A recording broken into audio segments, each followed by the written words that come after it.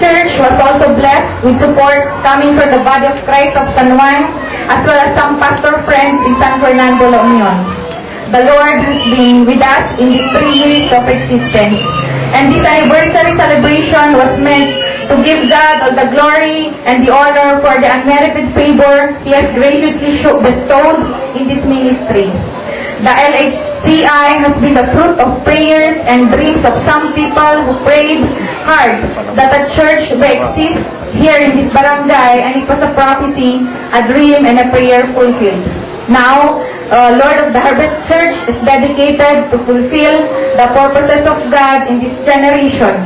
We will serve God, serve the people, and we are committed to advance God's kingdom here on earth. Before we proceed with the tithes and offering, let me share you with this verse.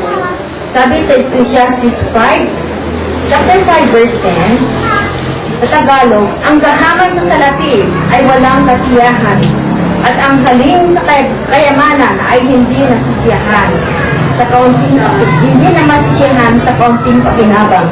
Ngunit ito ay walang kabubuhan. Okay.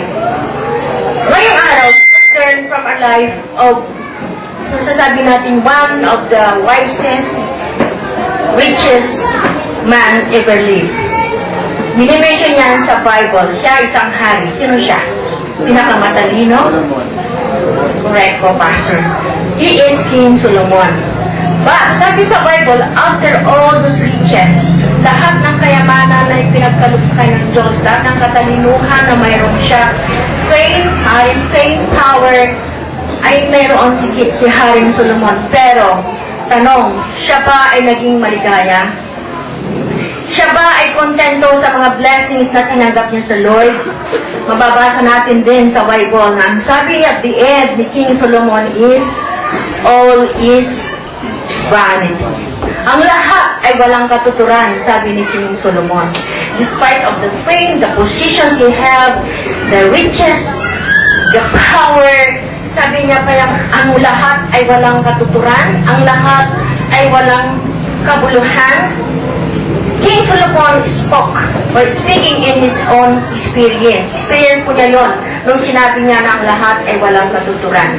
He tried living with riches, di ba? He tried living with much comfort. But sabi tayo walang katuturan. Wow, kung tayo siguro yan. Wow, sino bang hindi nangarap sa atin ng mabuhay ng ganon? Sa atin ang lahat, kayamanan, katalinuhan, power, faith, nasa atin na lahat. Pero sabi tayo lahat ay walang katuturan. Because King Solomon forgotten, ay nakalimutan po si Haring Solomon, that happiness is not found in abundance of things we possess. Ang kaligayahan po ay hindi lang nakikita, hindi lang natin matatagpuan sa mga bagay na kayamanan na mayroon sa atin. The things we possess, no. Hindi po yung matatagpuan ang true and real happiness. Of course, hindi po masama. Baka sabihin nyo, ano man ito, napaka-plastic, ayaw niya yata ng yumaman. Hindi po. Katulad nyo rin, katulad ko, gusto ko rin yumaman. Gusto rin natin yumaman.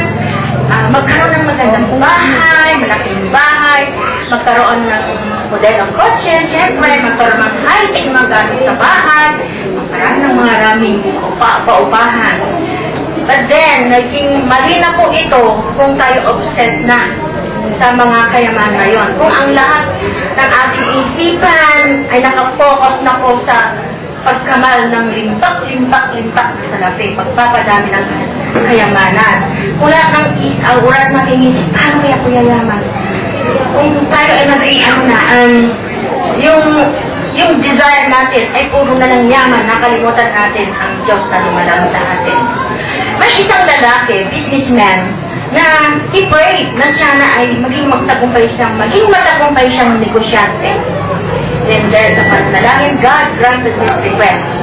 So sabi niya, Lord, sana sa negosyo kong ito, magkaroon ako ng 100,000. So Lord granted his request. Nagkaroon na siya ng 100,000. After 100,000, hindi pa siya kontento. Gusto pa rin niya ng millions. So, sige, dahil sa pagsikip, nagkaroon siya ng millions sa kanyang investment, sa kanyang business. After millions, Ano pa? Susunod. Billions. Gusto na billions na naman. Hindi kontento sa bilyones niya, sa bilyones niya. After bilyones, hindi pa rin kontento. Walang contentment ang lalaki ito. Gusto pa niya trilyon. So yun. Dahil sa pagsisikap niya, dahil na rin sa sabi natin, katalinuhan niya sa pagrara ng business, so nagkaroon ng trillions. Ang masakit, ang lalaking ito na negosyante, hindi po siya nagkaroon ng peace of mind. Kasi pag invest na masaya siya, i-enjoy niya ang kanyang kayamanan, nag-isip na naman kung paano magawa ang kanyang business. Hindi na siya nakatulog ng gabi. Why? Dahil inisip niya, baka kidnapin ako, baka kidnapin ang pamilya ko, baka kidnapin ang isa sa mga anak ko at patutubos. Wala na rin siyang, hindi na rin niya na-enjoy ang kayamanan. Kasi wala siyang ginawa kundi busy dito sa pagbibilang ng kanyang bank account, pagpipirma ng cheque dito, cheque doon. And even relationship na sila kay relationship, siya kanyang mga magulang, sa kanyang kapatid, sa kanyang mga anak. Bakit? Kasi wala na siyang time sa kanila. Gagalaw ang kanyang magulang, mga kapatid sa kanya, para lang kumustahin ang lalaking ito kung anong kalagayan niya, kumusta siya. At sabi niya sa kanyang asawa, paano kailangan ni nanay? Magkano kailangan nito? Bigay mo na. So, hindi sila nakikita ng kanyang magulang, ng kanyang mga kapatid. Kasi, akala niya, ang lahat ay puro pera, puro pira. Then, one day, isang umaga, hindi na siya, hinanap siya kanyang pagkapamilya, hindi na siya makita na bumaba. Yung pala, sa atik ng kanyang bahay, meron siyang office doon. At doon, dahil sa stress, dahil sa pressure ng kanyang trabaho, dahil sa kaisip, dahil sa maraming gabi na pagpupuyat, nag-collapse ang kanyang puso. So, that story ends na kung saan nakita na lang siya nadatna ng kanyang kapamilya na nakasuksok sa kanyang misa, andun ang maraming cheque, maraming pera, maraming dambog ba. So, sad to say that hindi na niya napakinabang ang kanyang pera, kanyang kayamanan, ang kanyang pinaghirapan because ang focus niya ay nakalimutan niya na ang lahat ng source na yun ay sa creator of his life. The God who created him, nakalimutan niya na dapat i-focus niya sana una. Dapat mag-if na yun ay alam niya kung sino ang nagbigay ng mga regalong yun. So mga kapatid, there was also sabihin ko, tanong kayo, is it bad to get rich? No. Hindi ko kasalanan at hindi ko rin masama. Depende sa attitude natin sa kayamanan, right? At depende kung ang puso natin. Wrong ang kayamanan, ang magpayaman, ang yumaman, kung ang we have wrong attitude. If our heart is not right with God. But, if we acknowledge, kung kinikilala natin ng lahat ng kayamanan kong ito, lahat ng blessing, pagpapalang kong ito, ay galing sa Diyos, then it's not God. Lahat ng positions natin ay sa Diyos lamang God. We must have a filled, heartful heart, a thankful heart, grateful attitude. Next, and because that is God's money, yung kayamanan na biniyaya ng Diyos sa atin. What else? We have to share it to others, mga kapatid. Ang perang niya na sa Diyos, we have to share it. Remember, sabi nga, you must be a channel of blessing. Kung ang kamay na ito ay hayaan natin na yung natatanggap natin sa Panginoon, hayaan natin na bali din ang blessing sa iba. Out of that blessing we'll see from God. What a wonderful word we have. Matutuwa ang ating Panginoon. Diba?